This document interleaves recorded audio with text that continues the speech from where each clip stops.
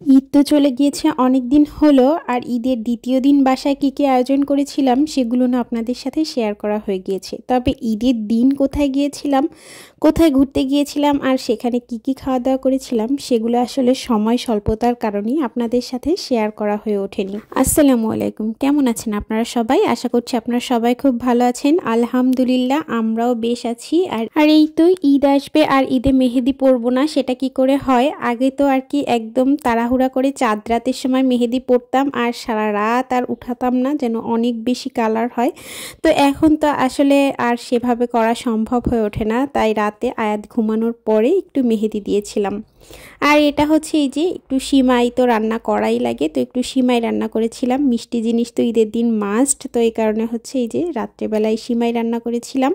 আর তারপর এই যে সকালবেলা ঈদের নামাজ পড়ে আসার পরে তারপরে মোটামুটি আমরা সবাই রেডি হয়ে এই যে চলে এসেছিলাম হচ্ছে যেখানে আমাদের একটা পিকনিক প্লেস। এটা বেশ সুন্দর জায়গা ছিল এই জায়গাটা, তবে আমাদের বাসা থেকে অনেক দূরে ছিল যেহেতু, এ কারণে একটু যেতে তো সময় লেগেছেই। তবে আজকে যে জায়গায় যাওয়া হবে সত্যি ভাবতে পারিনি, কারণ ঈদের বেশ কয়েকদিন আগে থেকেই মানে রোজার ভিতর থেকেই আমাদের একটা আর কি এই যে এখানে আসার একটা প্রোগ্রাম আর কি আমরা ফিক্স করতে চাচ্ছিলাম, মানে যাব, তো কিন্তু হয়ে উঠতেছিল না।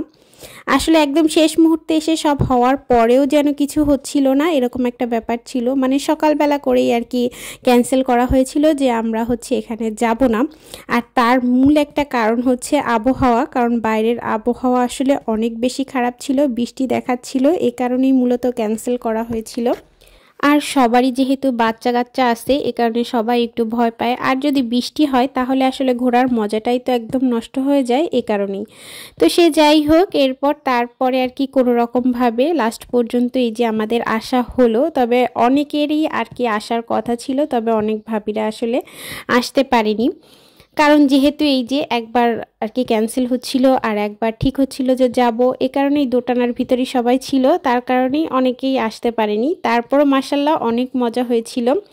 আর এই যে এখানে হচ্ছে চটপটির আর কি আয়োজন করা হচ্ছিল, তো চটপটির ডাল হচ্ছে এক ভাবি নিয়ে আসছিল, টক নিয়ে আসছিল, আর কেউ কেউ আবার আলু নিয়ে গেছিল, মানে আমি আলু সিদ্ধ করে নিয়ে গিয়েছিলাম আর হচ্ছে ডিম সিদ্ধ করে নিয়ে গিয়েছিলাম, মানে যার ভাগে যেটা পড়েছিল সে সেটা আর কি করে এনেছিল। তবে ভাবি বেশিরভাগ জিনিস করে, আর এটা করা হচ্ছিল এই তো আমরা যাওয়ার কিছুক্ষণ পরপরই, মানে যাওয়ার পর আমরা একটু প্লেসটা ঘুরে দেখলাম, তারপরেই আর কি এটা এক কথায় বলা যায় যে ওই যে মধ্য দুপুরের খাবার আর কি, কারণ এখান থেকে ফিরতে ফিরতে আমাদের অনেক লেট হয়ে গিয়েছিল এই কারণেই। তো এদিক থেকে আমাদের হচ্ছে টেস্ট করার পালা চলতেছিল, তো আমরা হচ্ছে টেস্ট করতেছিলাম এক একজন, তো যেটা কম হচ্ছিল সেটা আবার ভাবি মিক্স করতেছিল।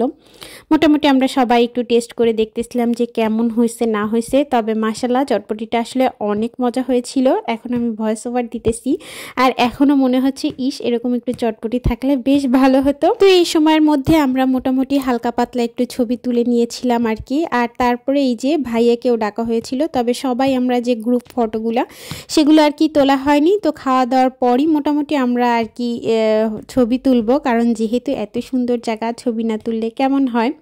তো এদিক থেকে আমরা একটু বসছিলাম ছবি তুলবো এ কারণে। আর তারপরে এই যে এটা তো রেডি হয়ে গিয়েছে, তো এখন হচ্ছে ভাবি ডাক দিল, তো এই যে আমরা সবাই এখন হচ্ছে এই চটপটিটা খাবো। আর এই যে এখন দেখেন আমাদের হচ্ছে একটু আমরা ভিডিও করতেছিলাম আর কি, এই ছোটোখাটো রিলস করার জন্যই আর কি।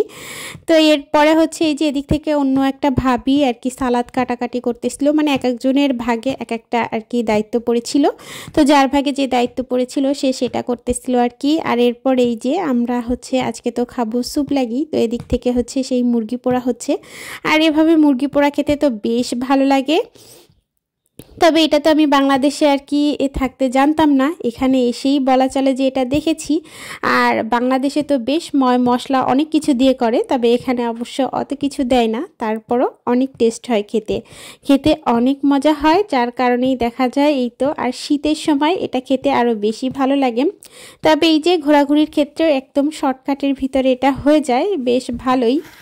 যাক, তবে বেশ ভালো লাগছে, অবশেষে আমরা এখানে আসতে পেরেছি। আর হ্যাঁ, আপনারা ঈদের দিন কে কী করেছিলেন যদি ভালো লাগে অবশ্যই আমার কমেন্ট বক্সে কমেন্ট করিয়েন যে কে কী আয়োজন করেছিলেন আর কি কী করেছিলেন। আমরা তো ঈদের দিনটা এভাবেই কাটিয়েছিলাম। আর হ্যাঁ, মন তো একটু খারাপ হয়ই, যেহেতু বাবা মা কেউই কাছে থাকে না। ঈদের দিন সবাইকে নিয়ে মজা করাটার ভিতরেই আর কি বেশি আনন্দ। আর যেহেতু বাবা মা পাশে থাকে না, বাবা মা শ্বশুর শাশুড়ি কেউই কাছে থাকে না, সে কারণে আসলে কিছুই করার থাকে না। তারপরেও এই যে সবাইকে নিয়ে এখানে এখন যারা আছে, যে ভাবিরা আছে, তারাই বলা চলে এখন আপনের চেয়ে আপন। আর এদিক থেকে মোটামুটি আমাদের খাবারের আর কি আয়োজনগুলো সম্পূর্ণ শেষ হয়ে গিয়েছে, মানে যেগুলো আর কি করার ছিল। তো এদিক থেকে এই যে আমরা হচ্ছে প্লেটে প্লেটে আর কি সব কিছু সার্ভ করতেছিলাম। আর এই সসেসটা আমি অনেক বেশি পছন্দ করি। এটা হচ্ছে বিফের করা আর কি, বিফ দিয়ে করা সসেস। তো এটা খেতে বেশ ভালো লাগে। তো আপনাদের ভাইয়া আবার তার মানে সে তার প্লেটে যতটুকু ছিল সে আবার বলতেছিল তোমার কি আর একটু লাগবে কি না, তুমি নাও এখান থেকে। তো আমি বললাম যে না, আর লাগবে না। আসলে এই যে চটপটি খাওয়ার পরে একদম পেট ফুল লোড হয়ে গিয়েছিল, তারপরে আসলে আর কিছুই খেতে ইচ্ছা করতেছিল না, মানে এত পরিমাণের আর কি পেট ভরে গিয়েছিল। কারণ যেহেতু আমরা সকালবেলা ওই যে কিছু হালকা পাতলা বাসা থেকে খেয়ে গিয়েছিলাম, আর এখানে যাওয়ার পরেই ওই যে চটপটি খাওয়া হয়েছিল। আর আমরা মেয়েরা তো একটু এই যে টক জিনিস বেশি পছন্দ করি, তো একটু বেশি খেয়ে নিয়েছিলাম চটপটি। তারপর আসলে এগুলো খাওয়ার একদমই মানে জায়গা ছিল না পেটে। যে এদিক থেকে এখন ভাইয়েরাও বসে গিয়েছি, তো আমাদের খাওয়া দাওয়া করার পরে আমরা মোটামুটি চলে যাব। তো তারপরও বেশ কিছুক্ষণ বসেছিলাম এখানে। থাকবেন, টাটা।